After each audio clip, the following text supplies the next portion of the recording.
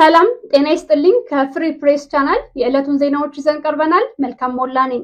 በዘመቻ አርበኛ አደም አሊ አባናደው ወረኢሉ ከተማ ነፃ ወጣች። ዛሬ ተመሰረተው ዋሲል ክፍለ ጦርና የጎፍ ክፍለ ጦር ወረኢሉ ከተማን ነፃ ማውጣታቸው ተሰምቷል። የንጉስ ሚካኤል ኮር አሃዲ ሆነው ዋሲል ክፍለ ጦርና የልጅ ኢያሱ አሃዲ ሆነው የጎፍ ክፍለ ጦር በጥምረት ወረኢሉ ከተማን ነፃ አውጥተዋል። በተጨማሪም የጎፍ ክፍለ ጦር ካቤና ሰኞ ገበያ ከተማን ነፃ አውጥቷል። የአማራ ፋኖ ብሔራዊ ኃይል ምስራቅ አማራ ቀጠና ሚኒልክ እዝ እያደረገ ያለውን ተጋድሎ አጠናክሮ ቀጥሏል። የአማራ ፋኖ ብሔራዊ ኃይል ደቡብ አማራ ቀጠና አሳምነው እዝ አጼ ዘርዓ ያዕቆብ አንደኛ ኮር በአርበኛ ለመነው ዘውዴ እየተመራ ድል አደረገ። የአጼ ዘርዓ ያዕቆብ አንደኛ ኮር አጼ ኩኖ አምላክ ክፍለ ጦር አሳልፍ ተሻገር ሻለቃ ከአጣዬ ተነስቶ ወደ ካራ ቆሪ እየተንቀሳቀሰ የነበረውን የአገዛዙ ኃይል ላይ በደፈጣ ጥቃት ጉዳት አድርሶበታል። ከአጣዬ ከተማ ወደ ካራ ቆሪ በሴኖ ትራክ ተጭኖ ሲጓዝ በነበረው የአብይ አህመድ ሰራዊት ላይ በተወሰደ ጥቃት በርካታ ኃይሉ መጎዳቱ ታውቋል። አሳልፍ ተሻገር ሻለቃ በወሰደው በዚህ ጥቃት አንድ ሙሉ ሲኖ ትራክ የመከላከያ ሰራዊት መመታቱ ተገልጿል። አፋብሃ ደቡብ አማራ ቀጠና ሳምነው እዝ አጼ ዘርዓ ያዕቆብ አንደኛ ኮር በየለቱ በአገዛዙ ላይ የሚያደርሰውን ጉዳት አጠናክሮ ቀጥሏል። በተያዘ መረጃ የአፋብሃ ደቡብ አማራ ቀጠና ሳምነው እዝ አጼ ዘርዓ ያዕቆብ አንደኛ ኮር የ7 ለ7 ክፍለ ጦር የአብይ አህመድን ዙፋን አስጠባቂ ሰራዊት ኤፍራታና ግድም ወረዳ አጣዬ ከተማ ድረስ ዘልቀው በመግባት ከባድ ጉዳት እንዳደረሱበት ተሰምቷል። የ7 ለ7 ክፍለ ጦር ደመላሽ ሻለቃና ቃኞች በላይኛው አጣዬ አካባቢ ተረተረ ባቡር ሀዲዱ በተባለ ቦታ መሽጎ የነበረውን የአገዛዙ ሚሊሻ በወሰዱበት ጥቃት ከፍተኛ ጉዳት እንዳደረሱበት ተነግሯል። መረጃውን አጠናክሮ ያደረሰን የአፋብሃ ደቡብ አማራ ቀጠና አሳምነው እዝ የአጼ ዘርዓ ያዕቆብ አንደኛ ኮር የህዝብ ግንኙነት ኃላፊው አርበኛ ማረ ታዘዘ ነው። ከዚህ በኋላ ሁለት እርምጃ ወደፊት አንድ እርምጃ ወደ ኋላ የሚያደርገንን የጦርነት ሲስተም ለመቅረፍ በትጋት እንሰራለን ሲል ሻለቃ ዝናቡ ልንገረው ገለጸ። የአማራ ፋኖ ብሔራዊ ኃይል የማዕከላዊ ኮማንድ አባል የሆነው ሻለቃ ዝናቡ ልንገረው ዛሬ በማህበራዊ ገጾ ባስተላለፈው መልእክት የጦርነት 90% የሚሆነው ስራ የቅድመ ዝግጅት ስራ ነው ብሏል። ከቅድመ ዝግጅት ውስጥ የመጀመሪያውና ዋነኛው ጉዳይ ተዋጊ ሰራዊት ማሰልጠንና ማብቃት እንደሆነ ስለምንረዳ ወንዝ ስንሻገር ፊቱን ወደ ሰፈሩ የማያዞር ሰራዊት እየገነባን እንገኛለን ብሏል። ከዚህ በኋላ ሁለት እርምጃ ወደፊት አንድ እርምጃ ወደ ኋላ የሚያደርገንን የጦርነት ሲስተም ለመቅረፍ በትጋት ሌትም ቀንም እንሰራለን ሲል አክሏል። ሻለቃ ዝናቡ ልንገረው ይህንን የገለጸው የአማራ ፋኖ ብሔራዊ ኃይል ምዕራብ አማራ ቀጠና ቴዎድሮስ እዝ 5ኛ ክፍለ ጦር የቡሬ ዳሞት ብርጌድ ተመራቂ ፋኖዎች የሚታዩበትን ቪዲዮ አያይዞ ነው። የአፋብሃ ቴዎድሮስ እዝ 1ኛ ክፍለ ጦር የኮሎኔል ታደሰ ሙሉነ ብርጌድ ዛሬ መስከረም 27 2018 ዓ.ም ባደረገው ተጋድሎ ገርጨሽ ከተማን ነፃ አውጥቷል። ወደ አብሮ መኖር ቀበሌ የመጣው የወንበር አስጠባቂው የአብይ አህመድ ሰራዊት በአበራ ሙጬ ሻለቃና በአበረ ኢማም ሻለቃ በጥምረት ተመቷል። በዚህም በርካታ ኃይሉ ከጥቅም ውጭ ተደርጎበታል። ከተማውን ለመጠበቅ ሲዘዋወር የነበረው የሚሊሻ ኃይል ሮጦ ማምለጡም ታውቋል። የብልጽግና ኃይል በአራት ቦታ ላይ ምሽግ ሰርቶ የነበረ ቢሆንም በፋኖቹ መመታቱ ተገልጿል። በምሽጉ የነበሩ በርካታ መሳሪያዎች ወደ ፋኖ ገቢ ተደርገዋል። በዚህ ከባድ ኦፕሬሽን 35 የሚደርሱ የአድማ ብተናና የሚሊሻ አባላት እስከ ወዲያኛው ተሰናብተዋል። በመጨረሻም ፋኖቹ ለሰዓታት ተቆጣጥረው ለቀው ወጣዋል።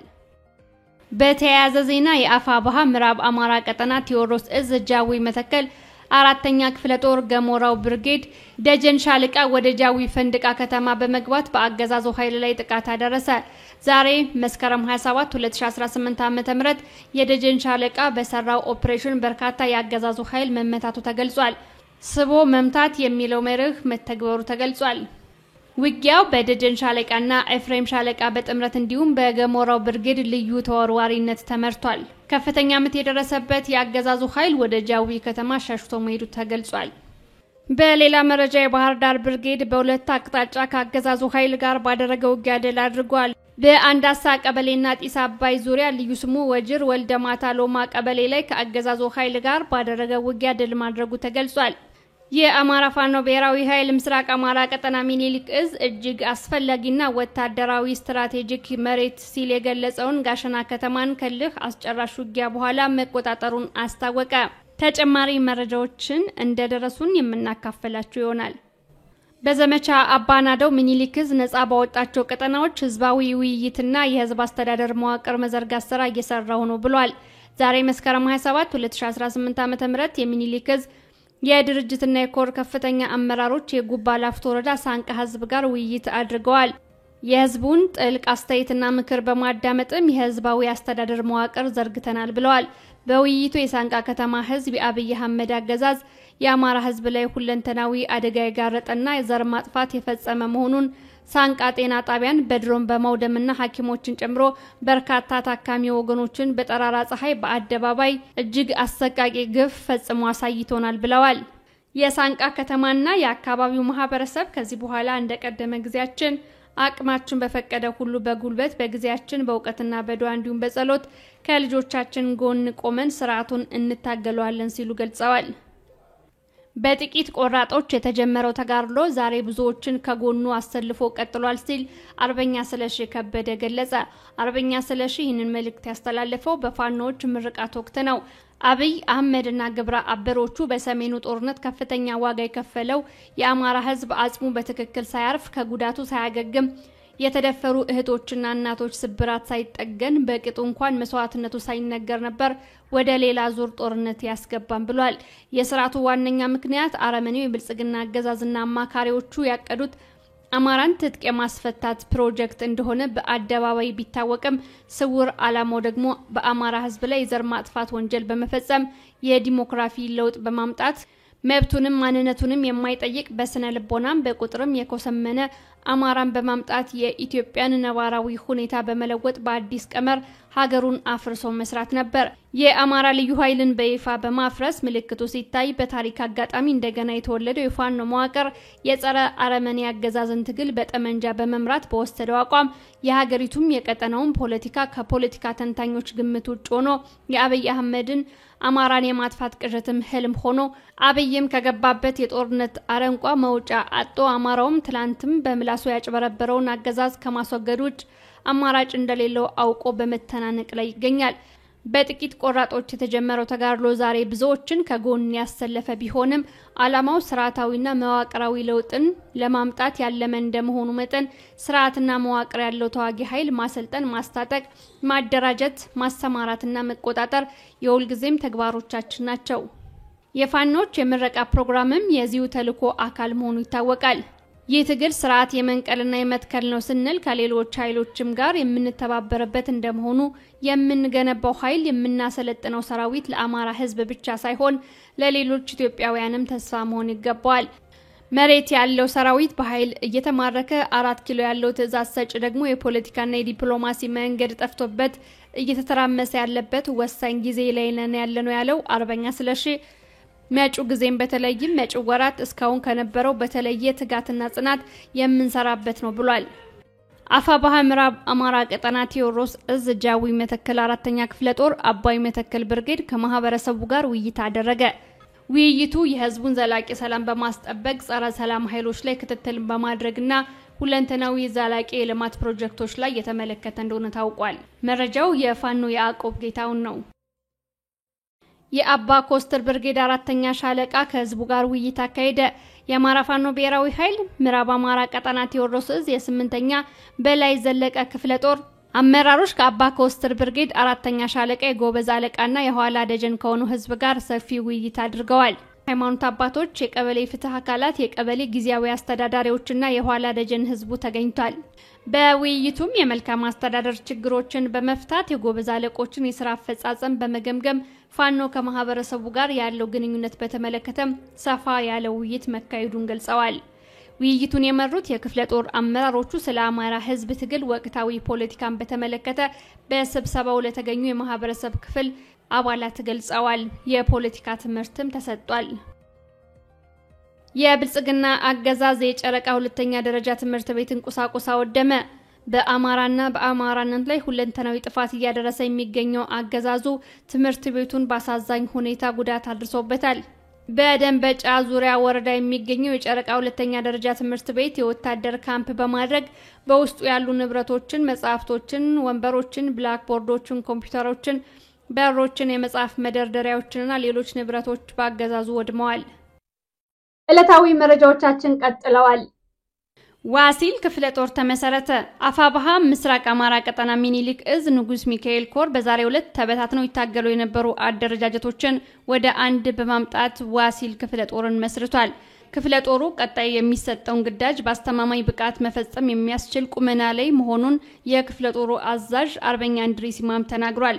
በአደረጃጀቱም ላይ አርበኛ ድርሳን ብርሃኔ ተገኝቶ መልእክት አስተላልፏል። መጀመሪያ እንኳን ለዚች ለተከበረች ቀን በሰላም አብሮ አደረሰን።